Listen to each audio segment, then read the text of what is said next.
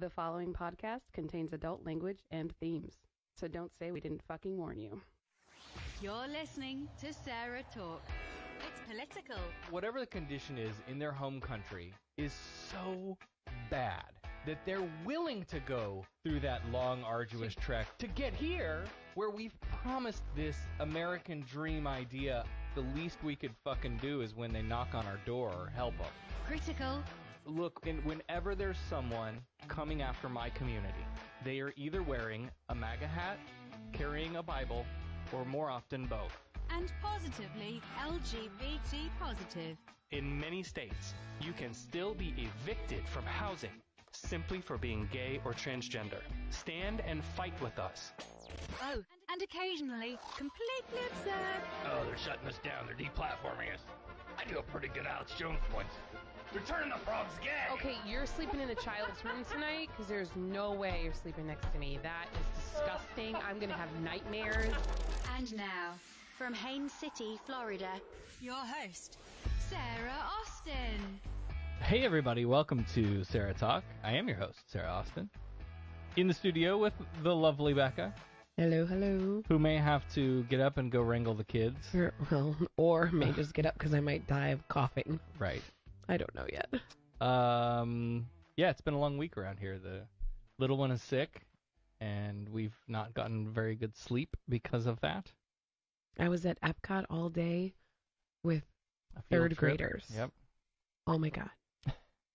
And then to come home to the baby being sick. Oh, it's been rough. Yeah. On the show tonight, you're not going to believe this. I only have 4 pages of notes. This may be one of the shorter shows like that we've ever done. Music to my ears with how I'm feeling right now. So in the second half of the show, we'll get into some news. But we have a guest, special guest on the first half of the show. Right. Well, so a special guest? We have 2 special guests.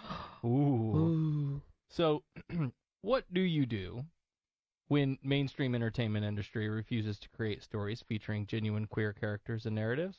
You create your own. Yeah, you say fuck it and you make your own. That's absolutely right.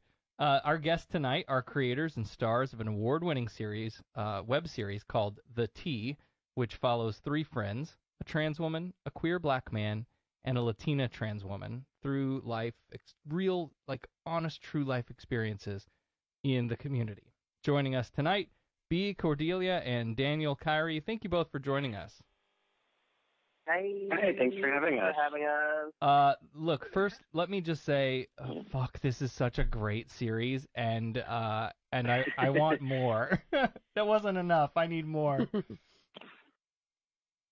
Thank you. Well, thank you. And congratulations on Best Indie Web Series Steamy Award. That's awesome. Yeah, that was definitely exciting. Okay, so let's. Yeah, we're still waiting on the trophy in the mail. We'll let you know when we get it. So let's dig right into this then. Tell us a little bit more about the show itself. What was the inspiration and maybe the inciting incident that brought this whole thing to life? Yeah, so my name is Bea Cordelia, and most of my background is in theater, performance art, spoken word, poetry. Most of my career had been as a performance artist, but I had come up with this idea for an early version of The T that was inspired by a relationship that I have in my own life with a really close friend who used to be my boyfriend before I had come out as trans. And just like the ways that our relationship had developed over time were really cool, and I hadn't experienced that anywhere else. And at one point I kind of was just taking stock of what was kind of blossoming with our friendship, and I wanted to see it on TV. And so I had drafted up this idea for a competition, which I didn't win, and sort of put it away for the summer and was focusing on the more like performance stuff when Daniel reached out to me. Yeah, I'm primarily an actor here in Chicago. I also do a little bit of curation every once in a while. And Dee and I actually knew each other when we were teenagers, and sort of lost touch along the way.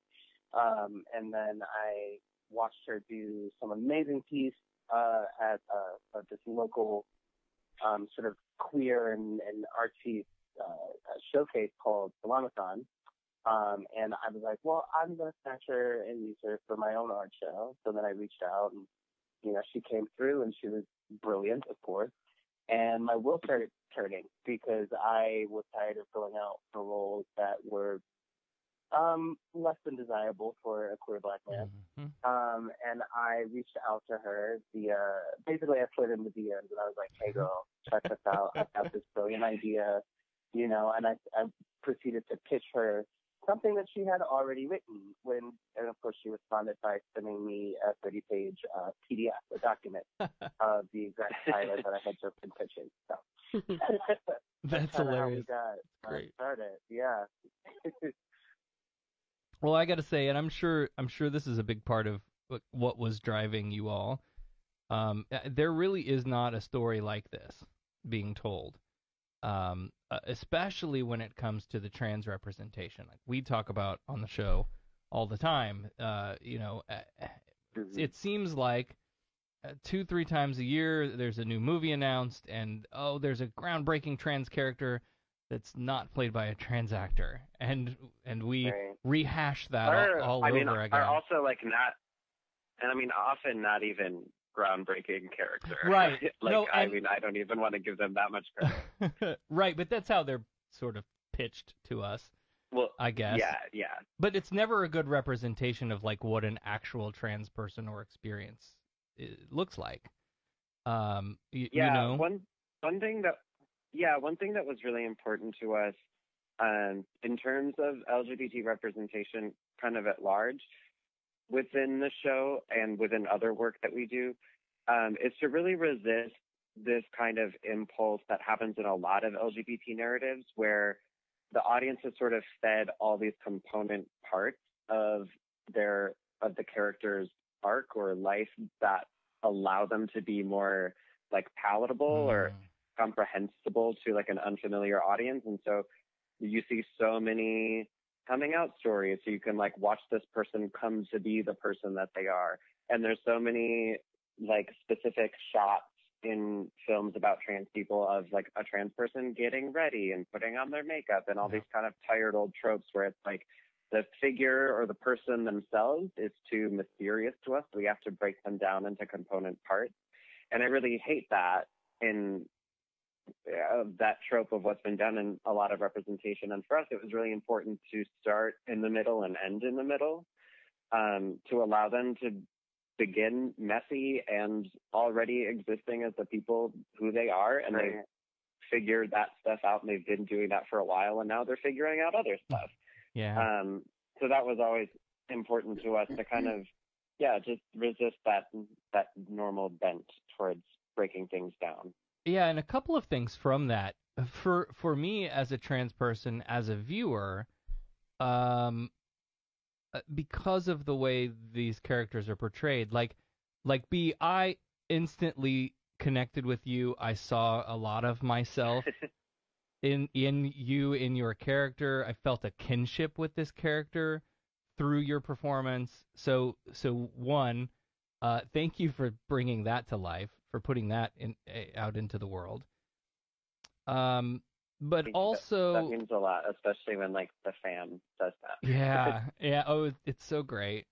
But also these are like, so there's 6 episodes and they run about 7 minutes each, and so when you talk about the placement of where we enter the characters in their journey, also as filmmakers, that's probably a blessing and a curse. But what I like about that format is that there's no time to fuck around. Like, you literally have to just jump right into it, make the statements you need to make, and move the story forward. And I think that's refreshing. I think that's I found that engaging, I think. Oh, yeah, thank you. Yeah, that was I think one of the great things about working within the medium of web series specifically is it really forces you to hone in on exactly what you want to tell. And we had longer versions of those scripts, and when it finally came down to it and we looked at how things were budgeting out, we just didn't have the money to shoot everything that we wanted to. And it forced us to pick the exactly most important story arcs and moments and conversations and connections between different characters that we really wanted to uplift. Right. Yeah, I mean, I think what was it, 2 weeks before we were originally planning to start shooting, and Bea and I took a weekend essentially. I mean, honestly, less than that, to rewrite the whole series in order to make everything just lay out just so, right? And I think that was a huge learning curve for both of us because with the T, we're both first-time filmmakers, right? And so a lot of the conversations you would. I'm sorry, I don't mean to interrupt you, but you would never know that. First-time filmmakers, my ass. Sorry. Worked. We fooled everyone. Yeah. Thank you. Honestly, I would never have known. It was a lot of late nights and not sleeping, and a lot of just honestly, for me, at least personally, sheer terror before setting foot on the set for that first time. Absolutely. For the first day. But again, I think it just was something that was incredibly educational for the both of us, and it really helped us know how to work together for future projects. So let's talk about some of the topics that you address in this narrative. One of the main ones that you kind of carry throughout the series is sex, and sex as a trans person can be complicated. From my perspective, Becca and I were happily married long before I decided that transition was something that I needed to do, and my sex life was fantastic. Existing in the world as a man, I didn't have any issues with my sex life, right? But hormones have basically made me asexual. For all intents and purposes, that has changed for me completely. But because I was already married and I'm old, it's true. I'm just being honest. But I didn't really deal with dating as an out trans person, or the hookup culture or parties, that sort of party scene. I escaped all of that. Well, congratulations. Yeah. But it was, yes, thank you. But that's something that I often think about, and I was glad to see that baked into this. This is what people are going through. Again, this is true life experiences that people experience in the community, and stories that aren't often told. But so talk a little bit about that, about the importance of including sex in the story, in the queer world generally, and then the trans perspective specifically.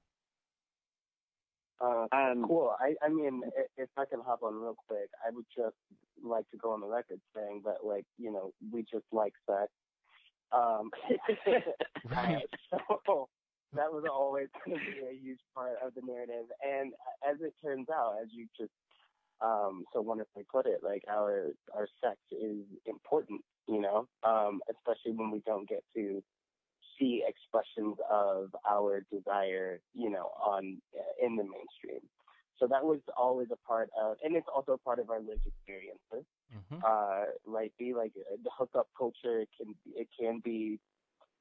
seem damning, at times. It can seem hopeless. It can seem, or it can be very uncomfortable.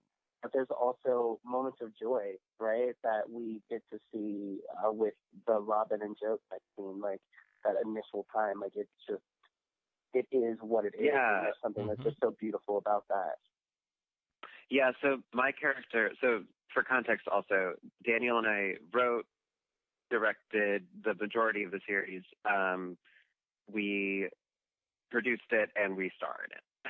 So we really had a hand in every pot at once. So my character, Joe, in the second episode has a super steamy sex scene that Daniel beautifully directed. And we were very intentional about that scene. I realized shortly before we filmed it that I really couldn't come up with more than a couple examples in all of trans media, and I've consumed the vast majority of it, of trans people having like delightful, joyful, consensual, sweaty, wonderful sex. And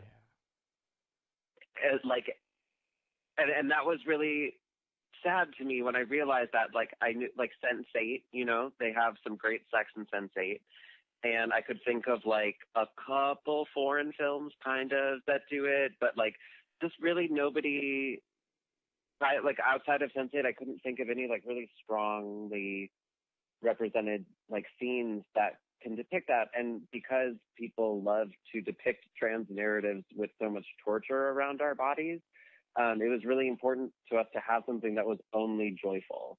And we're both very proud of how it turned out, and to realize that that scene in particular is one of very few that really just like celebrates trans bodies and trans sex, and doesn't like necessarily color all of this stigma and like self-hate and all these other things around it, but it just allows the thing to be the thing. Mm-hmm.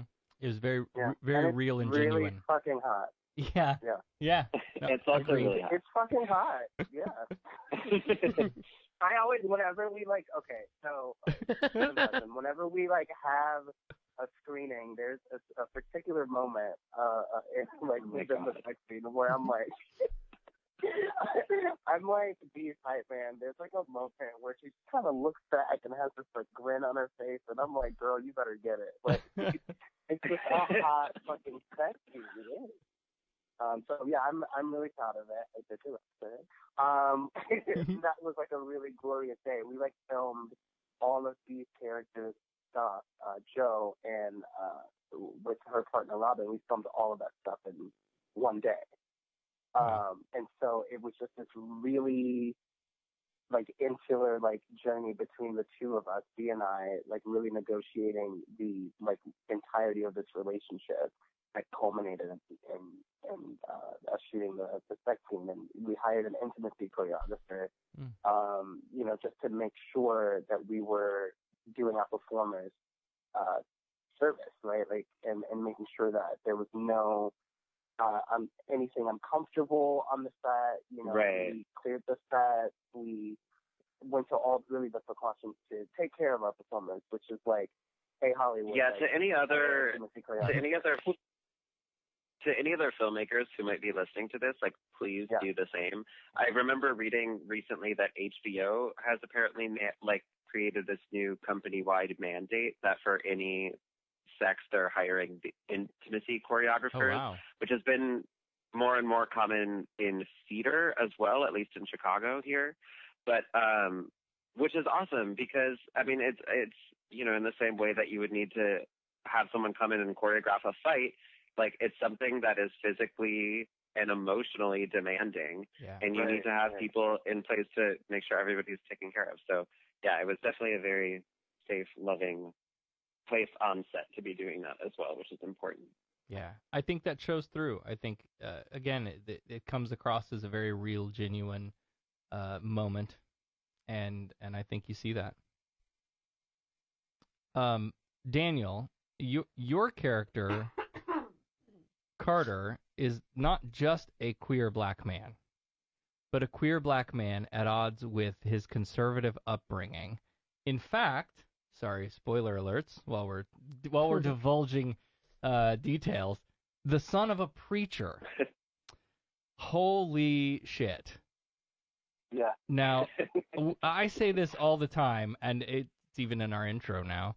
Whenever there's an attack on our community, it's coming from someone wearing a MAGA hat, holding a Bible, or more often both. So thank you for including that, the strained relationship between the faith community and the queer community. Did that come out of personal experience? Like, is there a story behind the story there? Well, it did come from personal experience and actually shared experience for B and I both. We both grew up in the church. Mm-hmm. And my sort of journey through the institution of the Christian Baptist Church, it is a really complicated one because I come from like a hyper-religious conservative family, right? And so a lot of the things that I was going through growing up, like that, just the dangers of certain like Bible-thumpy rhetoric has been a pretty consistent source of oppression in my life. And it's taken a lot of growth and a lot of self-discovery in order to step out from under that, at least where it affects me personally, right? Like in familial relationships, etc. And it was also really complex, right, for me, because I have parents that are supported in one way, and then sort of undermine that by saying, well, I guess we accept you, you know. Yeah. And so that is an ongoing like relationship that is shifting and changing, and I think now in my life, before I had written the T, I was estranged from my family. We didn't talk much, and since releasing the T, although my mother and I haven't explicitly talked about it, I know that she's watched it, and it's actually opened up lines of communication between the two of us. Because the important thing that I think is that you see a black man tell his son, you know, I know. And our beautiful actor, James Vincent Meredith, the way that he delivers that line, there's also the stuff breaks my heart every time. Yeah. Yeah. It's I know, I don't care. Right. And so I think the thing that was really important to examine there is like this man who has been so rigid in his beliefs, all of Carter's life, you know, finally takes a step toward the light and meeting my character Carter halfway. Yeah. And that was something that was important for us to capture on screen. It's a little tropey too, I guess, but there is some truth in the stereotype that a lot of people who have an issue or another with queer people often find themselves facing some serious cognitive dissonance when one of their kids comes out and they're like, ah, shit, that goes against everything I've ever believed. And so, you know, they're on a journey too. There's a period of denial, and they're going through the stages, right? The stages of grief. They're losing something that they thought, losing the child they thought they had as when I went through my transition, you know, something my parents had to process. And there's right. And conversely though, when you see, so you only ever get to meet one of either of their parents. So we obviously get to meet Carter's stepfather, the pastor. And then we also get to meet Joe's mom in one of my favorite scenes. Because again, like wanting to upend certain assumptions about the trans community, like any time that I ever seem to bring up my parents to somebody who doesn't already know like my history with them, like immediately gets concerned because I'm trans. And I'm like, okay, calm down. I'm literally closer with my parents than you probably are with yours. So why don't you like take a step back and examine your own self first? And so there's just a really lovely scene between mother and daughter, like just washing dishes. And her mom is kind of gently probing and trying to ask a couple things about her life, and Joe's only letting her in so much. But there's just like an abundance of love there that was very much drawn from my own relationship with my mom. And it was really important for me to be able to, again, like celebrate like a healthy relationship between a trans person and a family member. We need to show that, like, okay, yes, a lot of us are going to have challenges with our families, but also there's a good chance that it can work out. It doesn't in every case, of course, but but don't sign that check until you've had the conversations and gone through the process. You know, like my parents, they're actually here now. They come down from Illinois for 3 months out of the year every year and bring their camper and stay. And we're just as close as we've ever been. And Yeah. through transition, you know, those conversations were difficult and it was hard. It made harder because they were so far away that we couldn't, you know, they weren't seeing me go through the process. They weren't seeing the changes in real time. So they were just getting a snapshot once a year of, you know, oh, this is what the reality is now. Right. And then another year goes by. Okay, what's the reality now? What's it look like now? But yeah, like I have a fantastic relationship with my parents now. Anyway. Very cute. And It was that's a something sidebar. worth, I mean, like, thank you for bringing that up. That's just something worth celebrating. And that's a story worth telling, worth being heard, right? Is that the work can be done and people can meet halfway and people can, Yep. you know, see from the other's perspective. And I just think that it, like, as you stated earlier, like, you know, our parents, our family, these people that we've sort of grown up with, like, they're also going through a process, right? Mm-hmm. And I just think it's important to, as storytellers, we have to be able to tell a story from multiple perspectives, even if we don't want to. Yep, right. Right? Well, another part of the storyline that kind of surrounds the sex storyline, so I've watched through this twice now, and on both viewings, this hit me equally emotionally, and that is the HIV and AIDS conversations, and there's so much to unpack. And again, like, you had so little time in an episode to open up the box and take all the pieces out. But there's so much there. The clinic, you know, what would you do right now if this comes back positive? Hard conversations with previous partners and family. It's just, that's when I think of the deep, real life, honest to God, these are things that happen in the real world.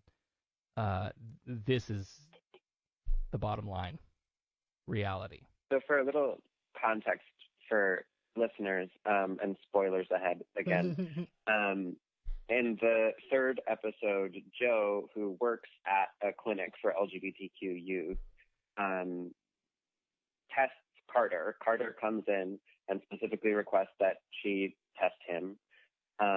They haven't spoken in about a month and a half after a sort of splintering of their relationship in the first episode.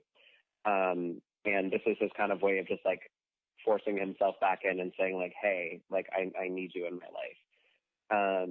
And it's done over this HIV test, which kind of doubles the stakes in a really odd way. And we wrote that scene a lot of times, and at times crying while we were writing it. But at the end of the scene, it comes back positive, and he, you know, has to live with HIV now. And the line that you referenced, she asks him, what would you do if this came back positive? Like, in the next minutes of your life, how would you spend them? Which is something that someone asked me once when I was getting tested, and that was, like, oddly the most comfortable thing, or the most comforting thing that someone ever could have said in that scenario, because it's like, you know, you go in and you're, like, young, and, you know, your sex education has probably been lacking in terms of anything queer. And to go in, you're just panicked, and it's like the worst feeling of dread, that 20-minute wait in between the finger prick and for the blood to come up and let you know what the result is. And when a tester asked me that, who's actually now a good friend of mine, he said that, and I was like, I would probably cry a lot, and then I'd call my best friend. And just, like, knowing that that's the first two things I would do made the rest of the time, like, a lot easier to manage. Yeah. What was that like to play? I imagined that, like, I mean, you have to connect to such an emotional moment Is there any way to separate the actor from the character? I'm not an actor. I would be terrible at this. Can you separate the actor from the character enough, but still give it the treatment that it deserves, or do you just have to overload on self-care afterward? That's what I would do, I think. I definitely think that there is some amount of sort of recollective self-care that takes place in the aftermath of anything like that. Yeah. For us, it was a unique situation of, like, you know, both of us at that point had sort of stepped into the mantle of, you know, being directors as well, right? Right. So we have this scene, this really heavy emotional scene where the both of us are on camera. And so at that point, you know, all the stuff leading up to it was super technical, right? Of us really going in and being as detailed as possible and dictating what we wanted to capture in that moment, what we were trying to communicate, right? Because there's so many levels. There's this this rupture that they have to overcome, and because their relationship is as equally as important as Carter's diagnosis, right? Right. Because we're tracking the growth and the ebb and flow of their friendship. So like there's that whole level to it, and then just the total pulling away of the mat from under, you know, my character's feet of like, now you have to live with this thing. And then we do some work later on in the series where it was always important for us it is important for us, period, in all of our work to sort of destigmatize wherever we can, right? Like, this isn't the end of the world. This isn't, you know, any of that, but it is still a very real world thing. And so as an actor, I would argue, and I would argue that one of the biggest, or one of the hardest aspects about living with HIV, and this is spoken as someone who is not positive, but from what I have gathered from friends, is the stigma. Because another big, like, kind of mind-blowing thing that a tester once told me was that it's more livable than diabetes. It's more manageable than diabetes with today's medicine. Right. And I mean, and that is only continuing. I mean, the whole campaign around undetectable equals untransmittable, and helping to educate and destigmatize people in these other ways. But for us, it was really important to have, because although Carter, given his character history and kind of where he's at emotionally, like, he wasn't going to take the news well. We knew that. And so we very intentionally had another character, Teddy, who is a man that Carter's been seeing, but then has kind of pulled away from after the diagnosis. And then when they reconnect and Carter finally tells him what happened, spoilers, Teddy just responds completely lovingly. And he says, I don't care. I don't care that you're positive. I care that you disappeared on me without any word. Like, that's where my issue is right now. And just having somebody be like, I want you. I don't care what your status is. Which is like the truth of how people can safely have sex today. Is that that you don't need to keep people like off with a 10-foot pole or anything. Right. Yeah. And then I think, like, as, you know, as actors in that moment, to answer your question, there is just a moment of truth that you try to capture in your storytelling and in the performance, that in that moment, at least, there, I don't think is any separation. You and the character meet in the middle of this Venn diagram of things, like, that I know about Carter and things that I know about me, and there are things that I know that overlap for the two of us, right? And so in that moment, you just try to be as truthful as possible and as open and honest to the moment as you possibly can, which is hard. Which is hard to be, you know. I think actors do really cool things. Like, they are able to do that in a room full of, you know, 30 people and a giant metal box staring down at you. Right. But it was really nice. I mean, honestly, if I'm being honest, like, it's taken a lot of work for me to understand that I'm not only in relationship to my scene partner, but I'm also in relationship to everyone in that room. You know, I'm also telling them the story. And luckily, I'm sure that you've noticed watching the show, I have Bea to work with and work off of. Yeah. And Bea can say a million words in a glance. Yes. She's got those damn peepers that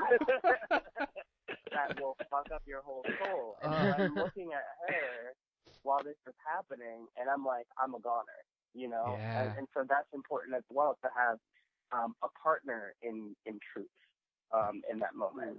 Yeah. I hope that answers your question. Yeah, no. When B, when you looked up from the test, that conveyed every emotion, every word, every thought that any person could ever possibly imagine in that scenario. He's absolutely right. Absolutely right. A fun fact about that scene, the way that it was originally written and the way that we shot it, they kind of go through this whole conversation where they're kind of like playing with each other, and he's kind of trying to get back in her good graces, and finally she like allows him back in and kind of to start to repair their friendship again. And then she goes through the business of testing him, and the result comes back positive. She doesn't even have to say it. She just looks up, as you said, and he understands. And then originally there was a couple more lines of dialogue where she offers to come, like, leave work early and spend time with him, and then he just kind of storms out and like can't deal.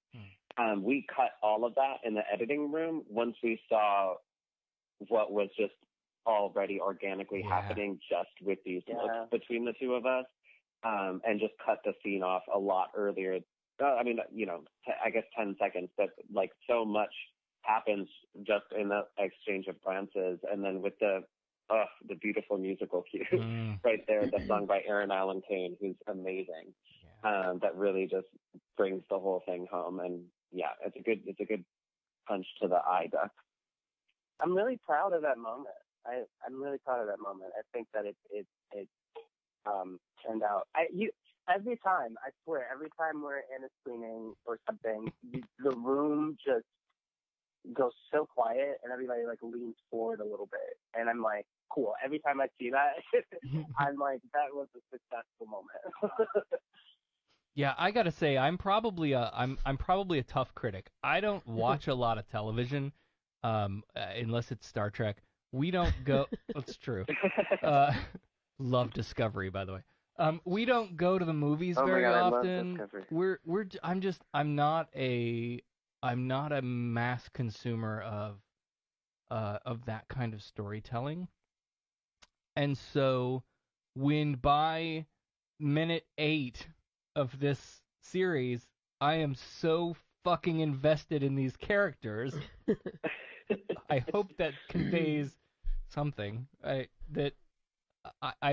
have to have more. This can't be the end of the story. I need to know what. I'm invested in them now. Damn it! We're definitely working on it. That's awesome. Yeah. So I think we've kind of touched on this throughout, but if you want to maybe put it in a box and tie a little bow around it, what is the hope? What do you want audiences to walk away with? And then maybe that's all I've got. Well, we talk about the show as a tool of desegregation. So Daniel and I are both born and raised in Chicago. We were born less than 24 hours apart on opposite sides of the city, and had these sort of parallel lives that, by the logic of the city, like, we should never have come to meet. It's the most segregated city in the country. The way that the public transportation system is set up was created to help reinforce that. Yep. And if you go from neighborhood to neighborhood, it is starkly different. The community that makes that demographic up. And for us, who managed to find each other through the arts from these very different parts of the city, and we're, once we started working on the show together, we were just finding this enormous wealth of like of commonality between our emotional histories and the paths by which we came to find ourselves.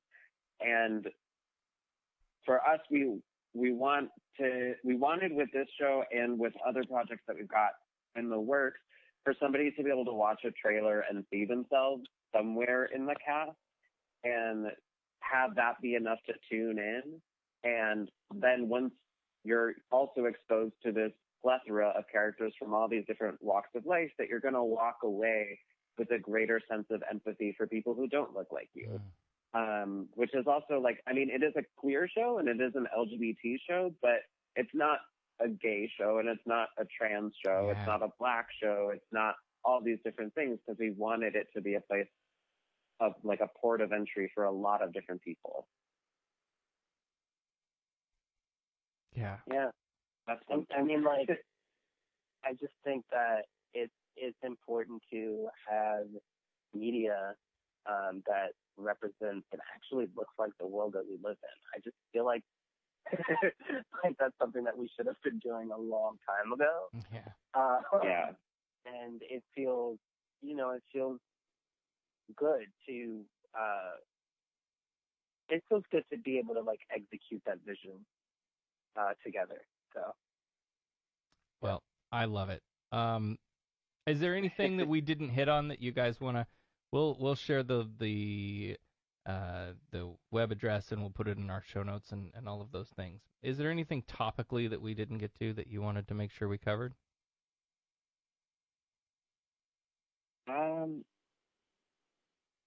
This felt very thorough. Yeah. I feel great.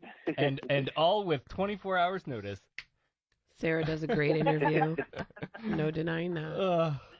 All right. Well, then for now, until we get more, and you'll have to keep in touch with us and let us know what you guys are up to. But for now, everybody go to thetwebseries.com. The entire series is available to watch for free. I promise you won't want to stop watching, and you won't want it to end. Share it with everybody you know. Watch it 2, 3, 4 times. It is one of the most diverse, inclusive series I've ever seen, but neither simply for its own sake. The TWebseries.com. Just the letter T. Yes, the T. T as in LGBT. All right. Well, B, Daniel, thank you guys again so much for joining us and for putting this out into the universe. I really appreciate you spending some time with us. Yeah, thank you. We had a good time. All right. We'll be in touch. Have a good night. You too. Bye. Thanks. Bye.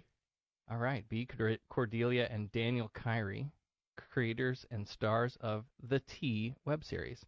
Check that out. Yeah. You have to watch it now. I'm really sad. I was disappointed that you didn't get a chance to see it. Yeah, well. And it's not my fault. Okay, it's my fault. I got an email. So listen, I get pitch emails. Yeah, go ahead. All the time. Make your excuses now. No, but listen, I get pitch emails all the time. And sometimes I read them and I'm just like, oh, yeah, okay, whatever. And then some that I'm like, oh, yeah, that sounds good. Let me come back to that. And this is one of those that was like, let me come back to that. And then a million things happened in the last couple of months. And so when I finally came back to it and I watched the whole series, I was like, holy shit. No, this is great. Okay. And we need to do this. So I responded, hey, this is great. Let's do this. And they were like, sure. How's this Saturday? So and when was that? Okay. A couple days ago. 48 hours. And it's 44 minutes worth of watching, and you couldn't tell me 48 hours ago. Oh, my God. 7-minute episodes. I could have squeezed it in somewhere between diapers and vomiting. You were at Epcot. Yesterday, not for the last 2 days. Whatever. All right, so let's do this. We'll take a quick break. 2 minutes. We'll be back. We'll talk about some things in the news. And I want to talk about our new set. Our new studio upgrade. Next upgrade is going to be new lights. Look at the shadows. It's terrible. It's horrible. I don't know. Maybe it looks better on the actual feed versus it doesn't. Okay, it's really bad. All right. Well, we'll tell you how you can help us buy new lights after this. You're listening to SarahTalk.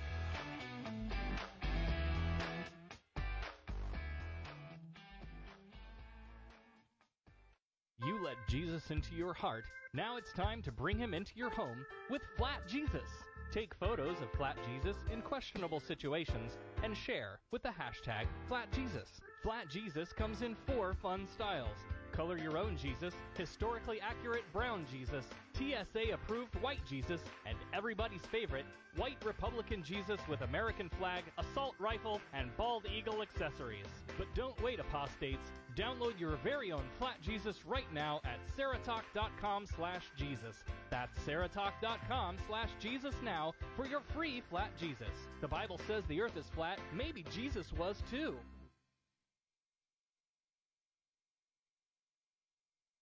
Are you ready for your first card? As I look at the set I placed down for you, I see an interesting things rising. Some of it has to deal with love and money and changes, and hopefully they're going to be for the better. Now your first card represents your situation, maybe some problems you've been having, maybe a little bit about yourself. Your first card is sorrow. This card is letting us know that there is some type of disruption in your life. Not that it's a big deal, but this card is giving off a strange vibe of anxiety. Actually, this card is warm in my hand. Oh, now caller, if you listen here, I'm seeing in the cards. Oh, yes, the 45 of mangoes. The 45 of mangoes card says you're going to go on to Patreon and subscribe because there is nothing better than giving when receiving. What will you ask me? Find out now and I see for you. Call me now for a free tarot reading. I was feeling so alone. I'm glad I asked for help. Whatever it is, ask for help. If you're thinking about suicide or need support, call the Trevor Lifeline at 1-866-488-7386. Hello, this is Victoria from Everett, Washington, and you are listening to Sarah Talk, you lucky people. Welcome back to Sarah Talk. Did you turn the microphones back on? I don't know what I'm doing. Obviously. The whole thing is messed up because I had the recorder. We talked about it last week. Okay. So, and if you weren't here last week, oh well, you don't know why it's all messed up. Then you'll have to go back and listen to the previous episode. Now I have to talk. Becca's dying. And it might be rough.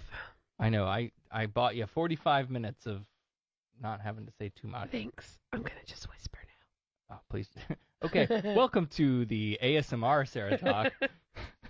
Hey, David, where are you? Oh, God. That's funny. You have to tag him in. Right? Why is that asshole not in chat? Right. Oh, I don't know. Is Anna still here? He might be. Okay. So, hey, before we get back to the show, as always, we want to thank all of our... I'm sorry. I'm sorry. We want to thank all of our wonderful patrons at patreon.com who will eventually buy me some cough buttons. Oh, my God. I get sick once a year. This is it, baby.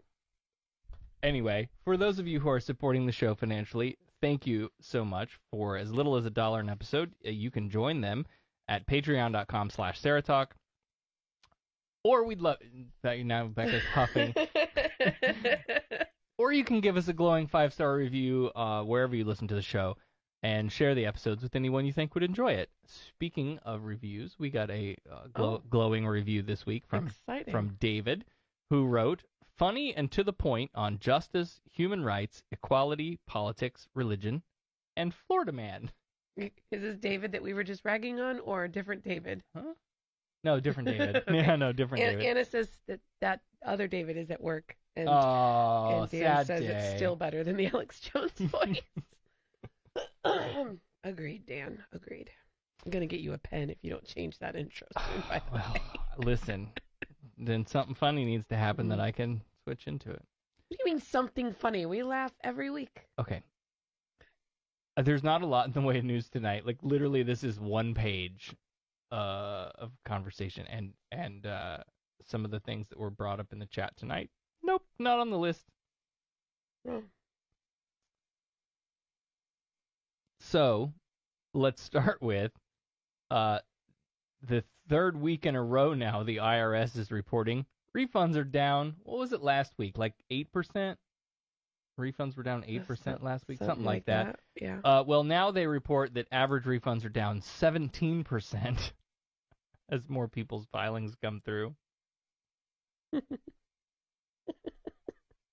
See, be like Dan. That's the bottom line here. Yes. You should just be more like Dan and actually know what you're doing when it comes to withholding, which I don't really know what I'm doing. I just tell them to take out the most. That way I'm sure not to get fucked. I think that's my approach. Yeah, unless they decide to keep it and not give you back anything, then we do have to build a wall. Ay. I also want to talk about some bills that are moving through the Texas legislature. Lieutenant Governor Dan Patrick has advanced 2 bills in the Texas Senate that would allow professionals who provide health and counseling services to discriminate based on their sincerely held religious beliefs. Any guess where those bills come from? Texas. Project Blitz. Oh. You are not paying attention. You're failing the SarahTalk quiz. Listen, I am telling you guys, I'm off tonight. I missed the first half of the question. I was popping cough drops. Oh, my God. I'm sorry. Okay, Project Blitz. Tell me more. The first bill, Senate Bill 444. I sound like a teenager. Going through puberty again. Okay, go. I'm sorry. It hurts so bad. Going through puberty or your voice? Both.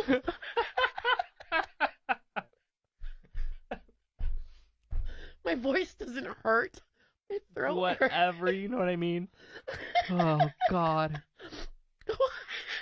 Do I need to be taking applications for a temporary co-host? I don't know. It depends on how long this lasts.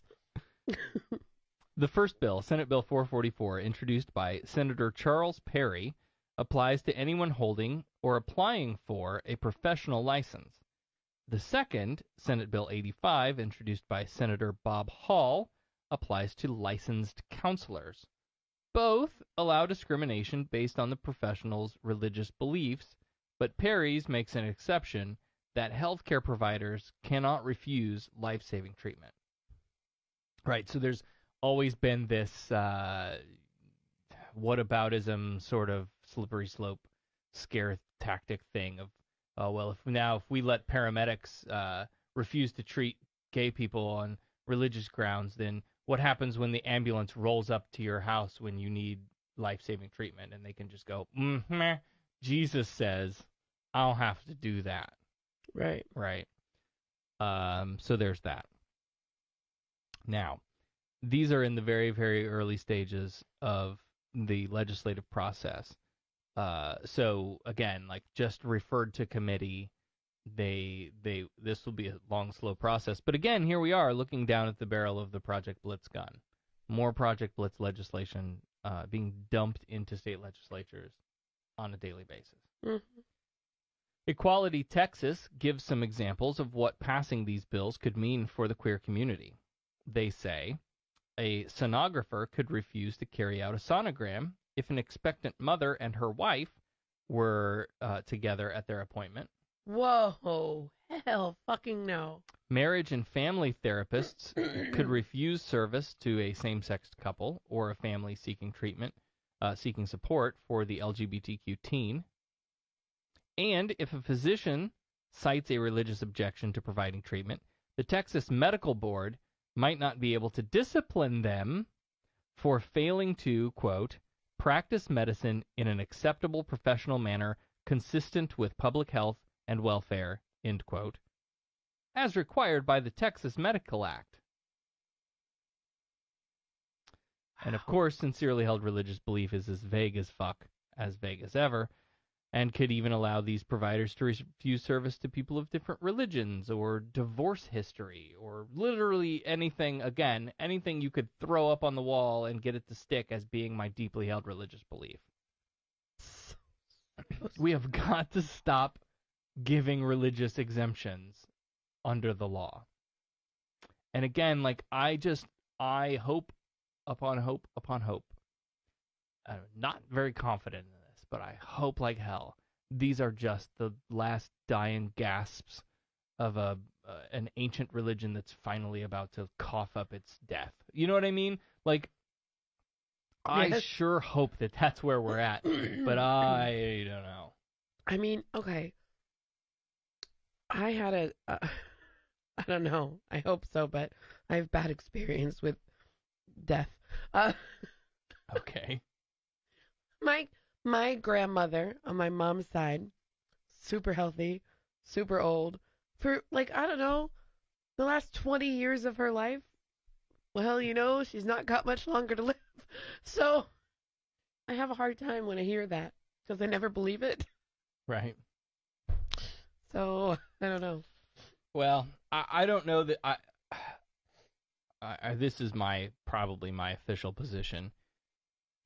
While we're seeing year after year after year now, the Pew Research company keeps putting out surveys that show that younger generations are less and less and less religious than older generations, right?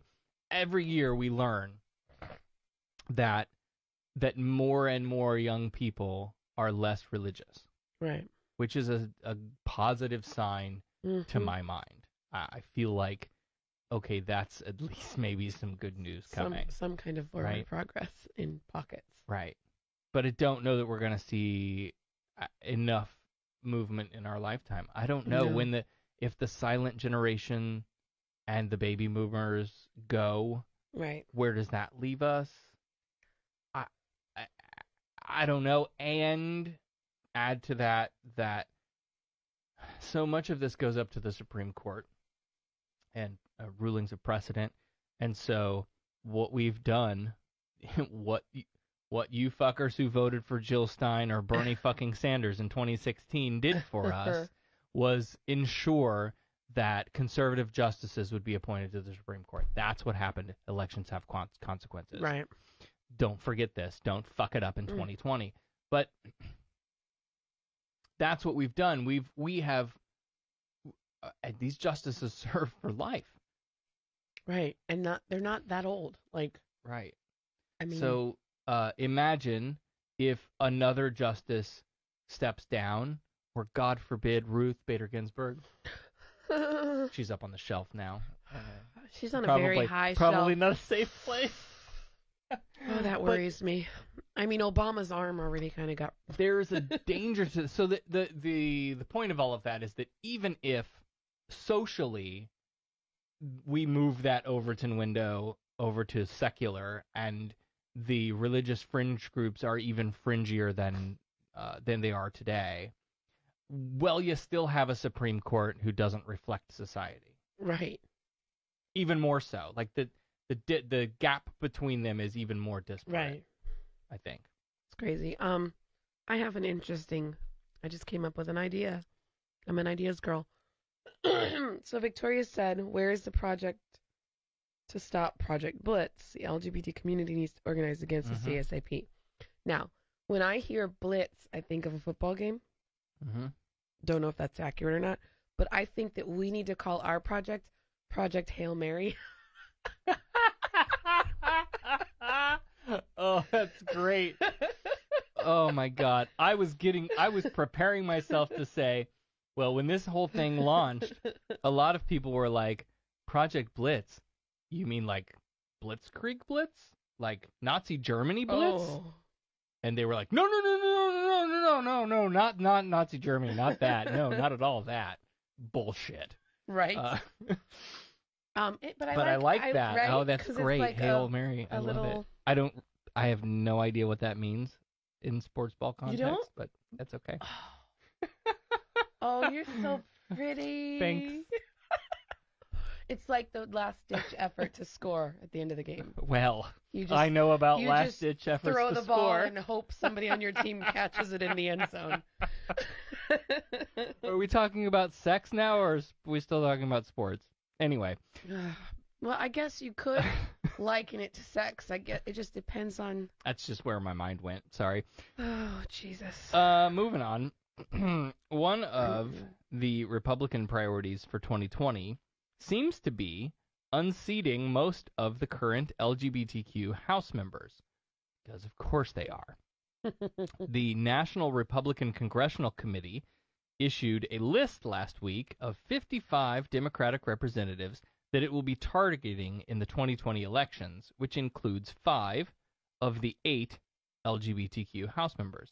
So let us say first, 8? Only 8. I can count that on 2 hands. But here's what I think we're going to see set the tone for 2020, and I'm not sure how much of this has to do with Trump thinking Bernie Sanders is the one to beat. But the NRCC chairman, Tom Emmer, said in a statement, quote, freedom or socialism. That's the choice in 2020, end quote. Now that, to me, screams a response from Bernie Sanders throwing his hat into the ring. And they've been attacking AOC, these young socialists, hippie freaks, whatever, and like, that's great. Well, do you like roads and clean water? No? Well, fuck off then. Go drink from the dirty river if you don't like socialism. But that's a telling statement, I think. I think that's a statement that says someone, at least in the leadership of the Republican Party, sees Bernie Sanders as a serious fucking threat, right? So much so to the point that they're coming out with this half-assed slogan of freedom or socialism, your choice in 2020. We haven't really talked about Bernie Sanders' announcement. No, like it throwing happened his yeah, this week, so. Yeah. What do you think about that? At first, I was concerned. Mm-hmm. But now I'm kind of like, well, I don't know. I guess I need to know, I mean, a lot of people have thrown their name in there, and that scares me too. Because then it's like, okay, you're gonna have all your Booker fans and your Harris fans and your Sanders fans and are we just setting ourselves up for a great divide again? Right. Because so many people are well, you can't just toe the party line, but I feel genuinely that we have to do that right now and fix the problem later. Fix the biggest problem right now, and that is that we have a nut job in the White House. Right. We cannot reelect him. Right. Under any circumstances. Right. I've said this. I think this empty pop can would be a better president of the United States of America. Yeah. Than the one that we have right now. That being said,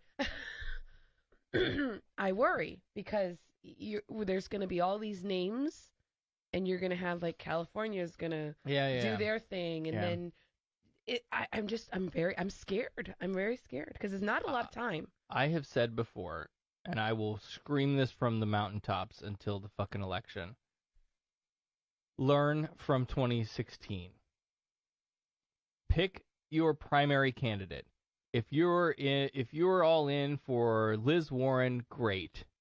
If you're right, whoever your favorite is, go out, phone bank for them, knock on doors for them, do whatever you want to do for them. And then, if your candidate isn't the nominee, get the fuck over it real quick. Right. That's what scares me. You had all these Bernie bros who said never Hillary. Yep. And then, Hillary still got more votes, but that didn't matter in the end. Because of the stupid, outdated electoral college. But that's a whole nother problem that needs to be fixed. But like I said, we need to just kind of unify for the one big problem at hand, fix that first, and then work on the rest of it. Because a lot of it is only going to be fixed with time. All these old white guys need to get voted out or die. Sorry. All the people voting them in. Of natural causes. Right. The position of SarahTalk is not to... No. of old age or influenza. I don't know. All of the what did I say? All of the busloads of conservative elderly that show up at the polling place. Yeah, we gotta fucking vote, man. They're going to outnumber us if we get to the point where we're nitpicky over who our candidate is. Yeah. Because it's it's basic math, people. Right. It's not difficult to figure out. Victoria's right. With all these candidates, the real question is, will people unite behind the candidate or not? Yes, that is the messaging we need to get our shit together with real quick. I mean, now. Don't wait until primary is up. Like, we need to be on that at the front of this thing to say, and was this the thing that I shared? It was a comment that I found on a thread. Yeah. It was Matt Dillahunty. Yeah, it wasn't him. It was a comment on his post. That was talking about, like, the way we need to communicate about the election, about our candidates, right? Don't engage in, and in the last 3 or 4 days, I've seen so much of it, this anti-Bernie stuff, right? Right. Or, oh, Klobuchar, I can't get behind her because of this. Let's stop attacking candidates. Yeah. Convince me why your candidate is the best. Right. Spend your energy and your time and your efforts on telling us what's so great about the candidate that you support. Let's not infight and attack each other and, oh, your candidates. Because, look, at the end of the day, this empty can of Diet Coke is better than another Donald Trump presidency. Mm-hmm. And sadly, any other Republican that could possibly run would be better than another Donald Trump presidency. And we don't know if some crazy thing's going to jump out there. Like, you never know. There's so many wild cards It left. could be, it could be like something happens before the election, and now it's candidate Rubio. Mike Pence is taking over. I mean, you just never know, especially with that party. They're evil. They're crazy. They're not to be trusted. At least not in the political climate that we're in right now. We need to change that, and I think that there are young conservatives that realize that there's a problem within their party, and I hope that one day they can fix their party, but it's not going to happen. I saw, I think it was James Corden interviewing Liz Warren, but asked, like, what's it like behind the scenes? Like, behind closed doors, these Republicans, like, come on, they have to say things like, oh my God, this guy. Right? And she was like, honestly, they keep their heads down and they stay quiet. Yeah. And that's telling. They're, again, how many times have I said this? The Republicans who are in office, who have been in office, who recognize this is not the Republican Party that I ran on and that I signed up for. This is some crazy bullshit that's just wildly out of control that doesn't represent anything that this is not the Republican Party that I grew up on, that I signed up for, that I ran on, that I was elected into. And at some point, some of them are going to have to stand up and say, no more. This is not my Republican Party. And I think they would be wise to do so. Anyway, what? What are you looking at? The emoji's next to my name on your phone. I never saw that before. That's sweet. Oh, I thought I sent you a screenshot of that. No, well, if you did, I don't remember. Anyway, that's possible too. We have sex to do now, so we'll see you guys. No. You just said in the first segment that that's not a thing anymore, so I don't know what you're talking about. Well, anyway. So, hey, buckle up. 2020's coming, I guess, is the extent of that. Oh, my gosh. Before we finish up into the last segment here. You were supposed to hand me page 3 so I could take my pills. Oh, shit, I forgot. I got all worked up. How do you like the new backdrop? The little one woke up at like 4:30 in the fucking morning, and woke me up, so I'm up. And what was that, yesterday I did this? Day before. It was Friday. And was it Friday? It was the day of I don't fucking remember. Today it doesn't matter. Is Saturday. I don't know what day it is. So yes, it must have been yesterday. It had to have been yesterday. Or anyway, was it the day that I had bought the things. They had all come in.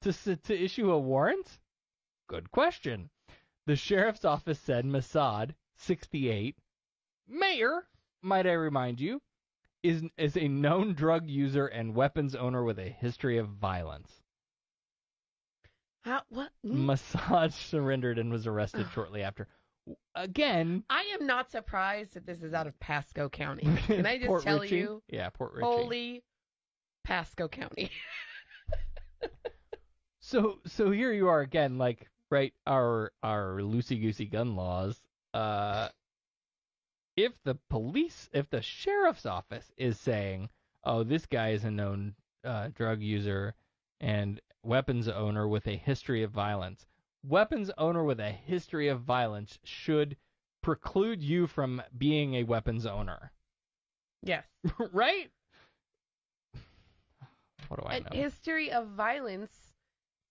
Right. Shouldn't that, like... That's what I'm saying. No, but shouldn't that, like... Preclude you can be from a being mayor? Listen. Oh, my God. We elected a giant toddler to the highest office in the land. I get it, but this is what I'm saying. Our system is broken. Oh, my God. And the second story. I didn't write headlines for these either, so you might have to think on the fly. And the second story, an out-of-state competitor tonight, a New Jersey burglar who fled a couple's home after waking them during his break-in attempt, became an easy grab for police. The couple, awoken to sounds of the man trying to open their rear porch door around 10 p.m., then found Nicholas Maziot, who'd climbed through a second-story window. He climbed back out that window, jumped from the roof to the ground, and hid outside while he pulled up his Lyft app and ordered a getaway car. Now, oh my God. By that point, police were already converging on the area. Thinking his ride had arrived, Maziot suddenly emerged from a nearby backyard and walked toward a car he thought was his Lyft that turned out to be Maywood police officer Brian Rubio. Oh, that's genius. By the time he realized his mistake, it was too late. He had a few warrants out, a couple of warrants. Oh, man. And was sent to the county jail pending detention hearing on charges of burglary, criminal attempt of theft, possession of burglary tool. I can't talk. Burglary is such a weird word. Burglary. Tools, criminal mischief, trespassing, and hindering apprehension. Can you say library? Library. You can say burglary if you can say library. Yeah, shut up. Just saying. So there you go. Your choices tonight. Florida mayor, who apparently has a propensity of drug use and weapons ownership and violence. Dan says, Mayor McJesus Christ, he's armed. Oh, that's great. Can I get a lift? And the worst fucking burglar on the planet. Oh my apparently. God. The Hamburglar? Oh, I love it. Where was that again? I missed New it. Jersey. New Jersey. Oh, then I'm not surprised. Right. Right. Yeah, I think Jersey wins this one. Victoria says Jersey. Jersey wins this one hands down. Oh, yeah, I can't. I mean, just because. Yeah. Anna says, yup. We know he's a crazy druggie. Let's give him a gun. What could go wrong? Right. Oh, Pasco. Oh, man. All right. Yeah, that would have won. But I'm sorry, you're getting in your getaway car is the... That's pretty great. Oh, I'm assuming it was an unmarked car. Yeah. It was what they call a ghost car. Yeah. Right, so just imagine, right? You've tried to break into this house. You're hiding out in somebody's backyard, like peeking through the bushes, waiting until your lift car pulls up, and a car pulls up. What would you think? Story plot twist. What if the unmarked car police officer actually was a Lyft driver too? Oh, that would have been great. Because doesn't Lyft have doesn't the app show you when your ride has arrived? Mm-hmm. So like if he saw that his ride arrived and he got in that car, like what if it was all a trap? me and my crazy conspiracy theories. Yeah. But, I mean, hey, that might be... Speaking of Alex Jones. Oh, man. Oh, man. Well, hey, that does it for the show tonight. This is the shortest fucking show in the history of the show, I think. Of the live show, I should say. Yeah, we've definitely shorter, not live shows. Yeah. Tomorrow we have a community event that we're going to. Yes. It's going to be a lot of fun. Hopefully we'll have some stories to tell you We're going to about. have to take mountains worth of Dayquil. Yep. Why are you stroking your cup? I have no idea, because I'm out of ice, and I'm, like, trying to distract myself. My throat hurts. Okay. All right. Well, on that note, then, I guess we'll wrap the show up here. I want to thank, again, Bea Cordelia and Daniel Kyri. Check out The T, thetwebseries.com. It's a really great web series. And we'll see you next week. You've been listening to SarahTalk. SarahTalk is made possible by listener support. Visit patreon.com/SarahTalk to become a patron and help keep this program going. Contact Sarah and Company by email at producer@sarahtalk.com or call 224-40-SARAH. That's 224-407-2724. And follow us on social media, facebook.com/SarahTalkRadio and on Twitter @SarahTalkRadio. The opinions and information provided on this show are intended for entertainment purposes only. All opinions are solely that of the hosts and their guests. We make no representations as to accuracy, completeness, timeliness, or validity of any information and will not be liable for any errors or damages. SarahTalk is a production of Sarah Austin Media.